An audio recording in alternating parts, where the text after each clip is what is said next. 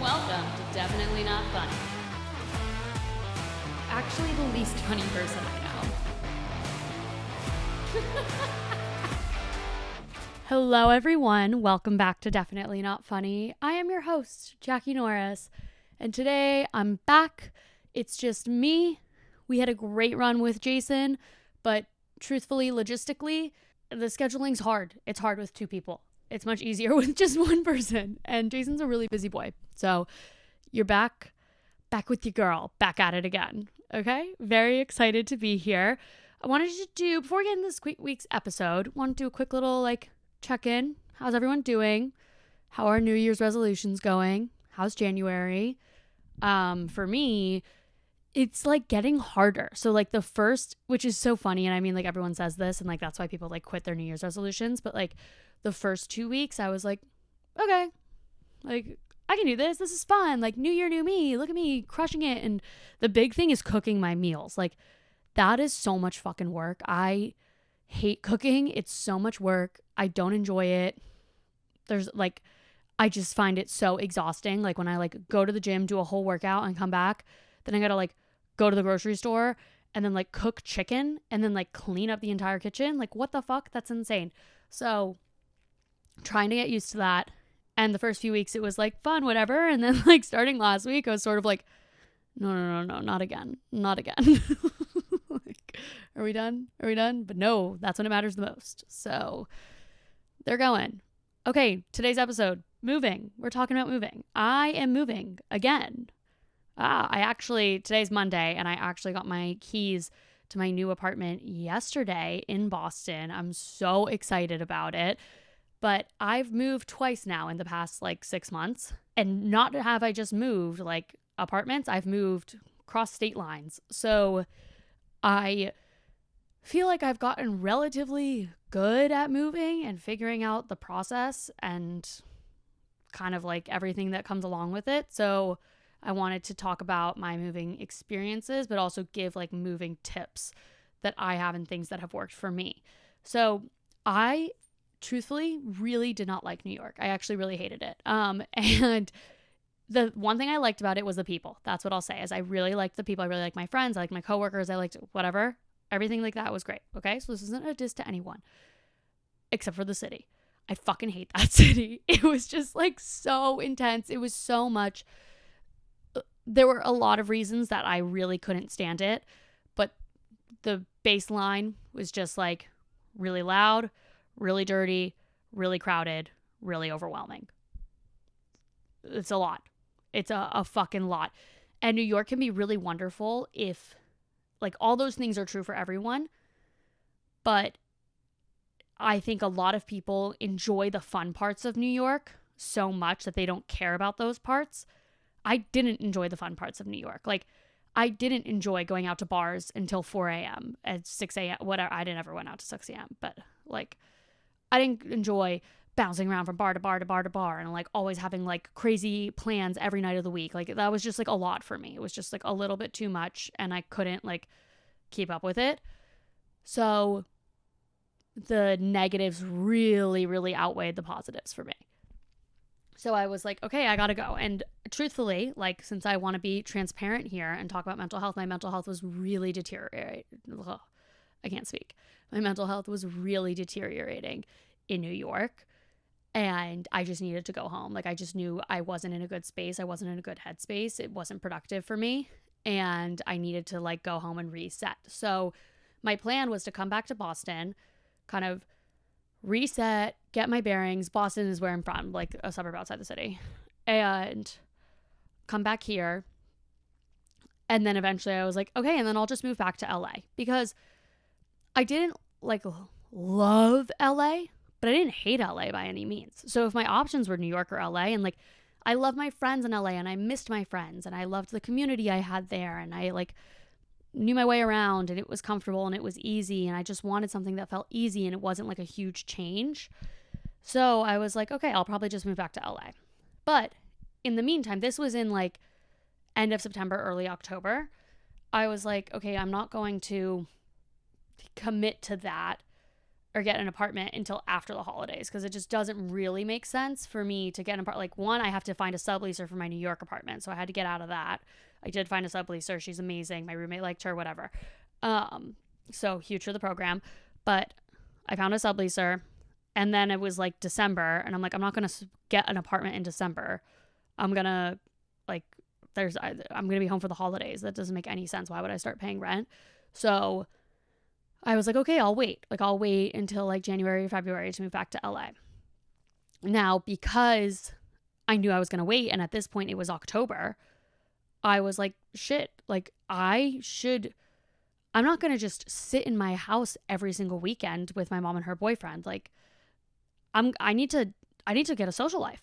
I need to make friends. Like, I need to find activities to do and kind of engage myself with people. Oh, one thing to note, my job is amazing and my company is incredible, and they have offices in all these cities. So I was able to stay with my job on a hybrid schedule and go into the office twice a week. So that's been like, that was a key part of this. The fact that they have an office in LA, New York, and Boston. So that really, really provided a lot of flexibility. So I was able to just like go to the office in Boston and live at home, and then on weekends go out with friends. But I didn't really have any friends because I didn't really keep in touch with anyone from high school, because I never thought I was moving back to Boston. Like, if you had asked me in college, post-college, even in high school, will you ever live in Boston? I was like, fuck no. Why the fuck would anyone live here? It's so fucking cold. It's miserable. I hate it. I never want to live there again. I will never live there again. Full stop. Wasn't even an option. So I was like, okay, well, whenever I came home, I never like reached out to people. I was just like, whatever, I'm home for like an interim period. I might as well just spend time with my family. And then I go back and have my friends in California. So it doesn't matter. I was like, fuck, I need to like make friends. So we had this family friend, and I saw him at my mom's business school reunion, and he was like, yeah, come out with me and my friends, which was great. So I went out with him and his friends. And then through him, I met these other girls who I really, really like. And then they've been inviting me to things. And then I've reconnected with these two girls from USC who both live in Boston. And they've invited me out with their friends. And so I'm like slowly meeting more and more people. And as this is happening, I'm realizing I really like everyone I'm meeting. And this is in like October, November. I'm like, I'm really having a good time. I like everybody that I'm meeting. I like the things that we're doing. Boston closes early, which is super nice for me. Like, bars are done by 2 a.m. It's an easy, walkable city. It's so clean. It's so safe. It's very quiet. And it's really cute. And it has like fun restaurants and bars and nightlife and things like that. But then it also has just like chill activities and like chill daytime things. And I loved the people. Every single person I met, I was like, so, like, I found to be so engaging and so interesting and really smart. Everyone here feels really, really smart. And that is something that I really, really like and enjoy. Like, I was out with this girl the other night, and I was talking to her. She was like friends of a friend, and she's in this like sick outfit. She's in these like black leather skinny jeans with these little booties and this cool top with like a gold necklace and like sparkly eyeshadow, but like very elegant, very classy. Like, she looks amazing. And I'm talking to her, and I'm like, oh, what do you do for work? She's like, I do genome research in a biotech lab.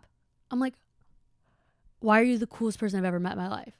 So, and everyone's like that. Like, it's so cool. So I'm like obsessed with that. Like, I love the nerdiness. I love it. And it's like very multidimensional. So that has been like a huge, huge plus for me. So then I was like, fuck, like, what if I just lived in Boston? I love my friends here. I love like the lifestyle and the people and the city. Like, being in a walkable city is so nice, and not a walkable city that I'm scared of, like New York. Like, a walkable city where I feel comfortable and safe.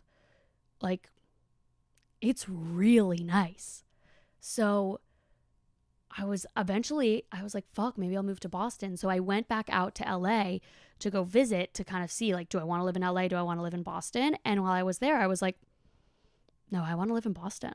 Like, this is good. And this was a really good chapter of my life. And I'm so grateful for it. But it's time for a change, and it's time for a walkable city, frankly, like, full stop. And I just wanted to do Boston. So then it was time for me to be like, okay, I'm moving to Boston. Where am I going to live? So I really wanted to live in the Seaport District in Boston, which is, it used to be just like, it's like south of the main city, but it's part of the main city. And it's used to just be like parking lots and like warehouses. It was like a very empty space. But over the past, I don't know how many years, probably 20 years, they've like really developed it like crazy. And it's this like super nice, brand new, everything's like redone, cute little stores, restaurants, bars, like apartment buildings, the whole thing. And I was like, I want to live there. It's walking distance from my office. It's like walking distance, like the community itself is so cool and seems so fun. And just like everything is so convenient that I was like, I really want to live there. Like that's where I want to live. And it's so convenient to the other areas of Boston. But I'm like, how the fuck am I going to live there? Because they only have these luxury amenity apartment buildings. Like there's no like random like 2-story walk up or something in Seaport. Like you either live in like a luxury apartment building or you don't live there. So I'm like, fuck, how the fuck am I going to afford this? Like if this is where I want to live, like what am I going to do? So I figured it out, and I realized if I lived with 2 roommates and I took the smallest room and we divided the rent by square footage, I'd be in the clear. So I found 2 girls on Facebook, this like Facebook page. It's called Betches of Boston. One of my friends told me about it. She found her roommate through that. So I was like, okay, I'll find my roommate through that. I found these 2 girls. They were amazing. We went and got dinner together and totally hit it off, toured apartments together. And I was like, these girls are great. Love it. I'll live with them. And so we found this apartment. We initially wanted to move in like March, but we found this unit in this building, and this building only has like 11 3-bedroom units, and they didn't have any up for renewal in the upcoming months except for this one unit for like a January 28th move-in. So we were like, fuck it, we're taking it. Like, and I was fine. I don't have another lease. Like, I'm fucking sitting here. So I was like, let's take it. Let's get this unit. So we got this unit. It's in this amazing building. It's all like young people. I'm so obsessed with it. It's really cool. It's has like a big co-working space and all these like cool amenities, a gym and everything. Like it's just really, really nice. My room is literally 86 square feet. Like full stop, 86 square feet is the size of my room. But whatever, I can fit a queen bed in there, so it'll work. Then the actual process of moving. So what I do is once we've like picked an apartment, signed a lease, done that, I lay out I make an InDesign, I lay out a floor plan, and I use like a grid, and I equate the grid to each like box to be like 1 square foot. So then I can like draw out the floor plan around it, and then I can put like squares or circles for the furniture. And so I can place where the furniture is going to be and what makes the most sense. And that's how I've, for all my apartments, have like laid it out and figured out what I'm going to order and how everything's going to fit and what it's going to look like. Where I look for furniture, I love Wayfair, Amazon, Target has amazing stuff. I've never gotten anything from Walmart, but they have some good stuff. But those are like the big 3. The big 3 where I get furniture from. Facebook Marketplace is great, but you have to be willing to like rent a U-Haul and pick it up. That's where it gets a little bit tricky, unless it's a smaller piece of furniture, obviously. But those are where I shop for furniture. My bed dilemma. Okay, so I really wanted like a soft frame bed so badly, but like my room's 86 square feet. I need to have storage underneath my bed. Like I cannot not have that. So I was looking at some beds that like have pull-out drawers for storage, but it's not enough. Like it doesn't utilize the full space underneath the bed. So what I'm doing is I got this like very basic like $60 black bed frame, and it's like 14 inches high. So it has room for these bins to fit underneath it. And I'm just going to fill all the bins and put them all under the bed. And then I got a really nice bed skirt. So the bed skirt was actually more expensive than the bed frame, but the bed skirt will then like cover it and make it look like a soft frame bed. So stay tuned for how that ends up working out, but I hope it works out well. I think it will. And then the couch dilemma. So what I've done in all my past apartments And what we're doing for this apartment is, instead of being like, we're going to get a couch and we're going to all three split it, it's like one person buys the couch, one person buys the dining table, one person buys the TV. So it's not like pieces of furniture that are split between multiple people. So then when you move out, it's so much easier. So I made myself responsible for getting the couch because I'm very couch picky and I want like a deep, comfy couch. And I couldn't find the room is shaped weird. Like it's weird. It has an angled wall, so it's just like this awkward shape. And I just wanted this big, deep couch, and I really wanted a green velvet couch. Like I was just like so hooked on it. And I found the perfect couch, like literally the perfect couch. One of my friends has it in a different color, and it's like the coziest thing in the world. And I wanted it so fucking badly, but it was $2,000. And I could not bring myself to buy a $2,000 couch. But I wanted it so badly, like so badly. But I didn't do it. I got the $500 one from Amazon. It's going to be fine. And I've accepted that it's not going to be perfect, but it's going to do the job. So that was my good deed, was not spending $2,000 on a couch. Using in my bedroom, using tall space. So my desk is like one of those that has like a kind of like a hutch over it. So I can store like books and stuff on top of it just to like maximize storage. My dresser is like a tall, skinny dresser that fits on the wall. So that's like another way I'm doing that. We have an issue with our overhead lighting. There's no overhead lighting in the bedrooms. I guess that's a thing. And that was true in a lot of the apartments we toured. They were like, yeah, we don't have like overhead ceiling lights installed. I'm like, what the fuck? So I ordered like some lamps and some like battery operated wall sconces. I don't think it's going to brighten up my room enough. So trying to figure that out. And I don't have space on my floor for like a big floor lamp. Like, so that's the one thing where I'm sort of like, what the fuck do I do now? Another thing I've noticed is that for art, wall art, frames make a huge difference. Not just having a frame, but what frame you have. So like I've had wall art in like really nice frames, but then I've also had wall art in like the cheapest Amazon frame. And I thought like, oh, well, just because it's like, it's a frame, it'll look nice because it's not just on the wall. No, cheap frames look cheap. Get a nice frame. That's like more important than the art. And then, yeah, just accepting that not everything's going to be perfect. That's like hard for me because I'm a perfectionist. No, like, but because I want it to look perfect. I want it to be great. I want to love it. Like I want to blah, blah, blah. But you have to like accept it's not going to be perfect, but it's going to be good enough and you're going to love it.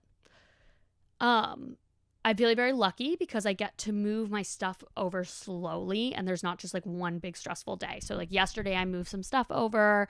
Tomorrow I'm going back. I had some furniture shipped tomorrow, so I'm gonna set that all up.